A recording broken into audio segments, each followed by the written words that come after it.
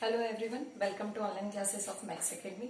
जैसे कि आप सभी को पता है कि हम लोग कॉन्केव मिरर के इमेज फॉर्मेशन के केसेस डिस्कस कर रहे हैं। मैंने आपसे कहा था हम लोग दो डिस्कस करेंगे। हमें पूरे टोटल जो कॉन्केव मिरर है उसके 6 केस डिस्कस करना है। मतलब कॉन्केव मिरर से 6 ऐसी प्लेसेस हमने फिक्स की जहां पर ऑब्जेक्ट को रखा जाएगा। हमने इन्फिनिटी से शुरू किया था और मैंने आपको बताया था कि जैसे जैसे आप इन्फिनिटी से ऑब्जेक्ट को नीचे उतारते हैं वो मिरर के पास रखने जाते हैं। हमें ऐसी पोजीशंस डिस्कस करनी है। मतलब सबसे पहले इन्फिनिटी पे रखें, फिर उसको beyond the centre of curvature रखें, फिर सेंटर ऑफ कर्वेचर पे रखें, फिर बिटवीन सी एंड एफ रखें। अब फोकस पर रखने की तैयारी है। तो देखते हैं, हम लोग ये नोटिस कर रहे हैं कि ऑब्जेक्ट क्या हो रहा है, पास आते जा रहा है मिरर के, और जो इमेज है वो दूर होती जाएगी। तो आज के लास्ट 2 डिस्कस करते हैं। कुछ आपको ये वाला जो है थोड़ा सा जंबो साइज थोड़ा अलग से दिखेगा, थोड़ा सा यहाँ पे ड्रॉ करने में मिस्टेक है। आप लोग बिल्कुल प्रॉपर बनाइएगा क्योंकि स्पेस प्रॉब्लम के कारण ऐसा हो जाता है। तो आप लोगों को क्या करना है, सारे जितने केसेस हैं उनकी बार बार नीट एंड क्लीन बिल्कुल प्रैक्टिस करनी है। और आपको ये याद रखना है कि आपको ऑब्जेक्ट आपने कहाँ रखा, उसके कारण इमेज कैसी बनी, कहाँ बनी, क्यों बनी, कैसे बनी, उसका नेचर कैसा, ये सारी कुछ एक टेबल बना लीजिएगा और उसमें उसको मेंशन करिएगा। आपकी एनसीईआरटी में भी आपको ये मिलेगा, एक टेबल बनी हुई है सभी में, कॉन्केव मिरर के लिए भी और कॉन्वेक्स मिरर के लिए भी। तो आज लास्ट की 2 पोजिशन हम लोग डिस्कस करते हैं जहां पर हमें ऑब्जेक्ट को रखना है। तो 5th नंबर की है आपकी, जब आपने ऑब्जेक्ट को कहाँ रखा है, फोकस पर। अगर आप ऑब्जेक्ट को फोकस पे रखते हैं तो इमेज कहाँ बनती है ना। ये एक केस का रिवर्स है। अभी पहले मैं आपको समझा दूं, उसके बाद आपको समझ में आएगा कि किसकी बात कर रहे हैं। देखिए, ये रखा आपने ऑब्जेक्ट फोकस पर, क्या होगा, इस ऑब्जेक्ट से रे चलेगी जो रिफ्लेक्शन के बाद में फोकस से होकर जाएगी। ऐसा क्यों हुआ, क्योंकि हमने पढ़ा है कि अगर कोई रे प्रिंसिपल एक्सिस के पैरेलल आती है तो फोकस से होकर जाती है। तो ये फोकस से होकर गई। एक दूसरी रे की जरूरत है जिसके इंटरसेक्शन से हम लोग क्या बनाएंगे, इमेज फॉर्मेशन करेंगे। तो दूसरी हमने कंसीडर की, वो कहां से हुई, सेंटर ऑफ कर्वेचर से गई। After reflection centre of curvature पे ही आकर मिली। ये दोनों आपको पैरेलल दिख रही हैं। और क्या आपको ये बहुत अच्छे से, मुझे लगता है कि आपको पता होगा कि 2 पैरेलल लाइंस कभी भी इंटरसेक्ट नहीं करती है। अगर मैं 2 पैरेलल लाइंस ड्रॉ करूं तो वो कभी भी कहीं भी एक दूसरे को इंटरसेक्ट नहीं करेगी। कहीं अगर करेगी भी तो इन्फिनिटी पर, अनंत पर करेगी। तो हमारी इमेज, अगर ये दोनों रेस एक दूसरे को इन्फिनिटी पर अगर इंटरसेक्ट कर रही तो हमारी इमेज कहाँ बनेगी ऑब्जेक्ट की, इन्फिनिटी पे। तो ये याद रखने वाली चीज है कि अगर फोकस पर ऑब्जेक्ट रखा हुआ है तो उसकी इमेज कहाँ बनेगी, इन्फिनिटी पर बनेगी। आप बोलेंगे मैम ये तो इमेजनरी है, तो बिल्कुल इमेजनरी चीजें हैं ये। तो क्या देखा हमने कि अगर फोकस पर आपने ऑब्जेक्ट रखा तो इन्फिनिटी पर इमेज बनी।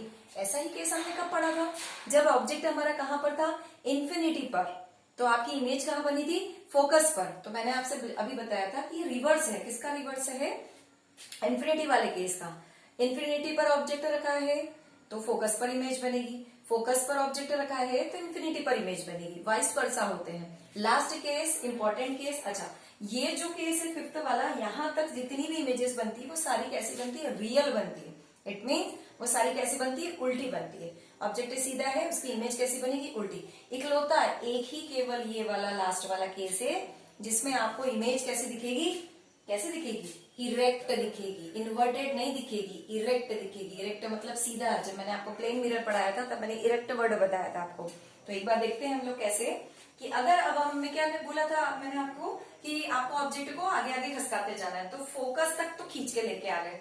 अब कहाँ रखें, तो पोल और फोकस के बीच में रख देते हैं ऑब्जेक्ट को। ये यहाँ पर आपका फोकस है, तो आप क्या करें, पोल और फोकस के बीच में आपने ऑब्जेक्ट रखा हुआ है। ठीक है, दो रेस की जरूरत है, पास होंगी, इंटरसेक्ट होंगी, इमेज बनाएगी। कैसे, ये रखा ऑब्जेक्ट, यहां से रे चली parallel to the principal axis according to the rule, कहां से होकर जाएगी, फोकस से होकर जाएगी। एक और रे आपने कंसीडर की, सेंटर ऑफ कर्वेचर वाली, हमें बहुत अच्छे से पता है सेंटर ऑफ कर्वेचर वाली सेंटर ऑफ कर्वेचर से ही वापस लौट जाती है।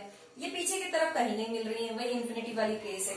पर अगर हम ऐसा काम करें कि इनको अगर हम beyond the mirror, behind the mirror अगर प्रोड्यूस करते हैं तो ये कहीं ना कहीं एक दूसरे को इंटरसेक्ट करती है। और ये जो इंटरसेक्शन होता है ये क्या होता है, मिरर के इस पार होता है। मतलब जिधर पॉलिश्ड सरफेस है उधर इंटरसेक्शन हो रहा है, और अगर इंटरसेक्शन हो गया तो इमेज कहाँ बनेगी, इंटरसेक्शन वाले पॉइंट पे। तो यहाँ पर इंटरसेक्शन होता है इनका बिहाइंड द मिरर, और इमेज जो आपको मिलती है वो कैसे मिलती है, इरेक्ट मिलती है, सीधी मिलती है। और इरेक्ट इमेज हमेशा वर्चुअल होती है, मतलब आभासी होती है।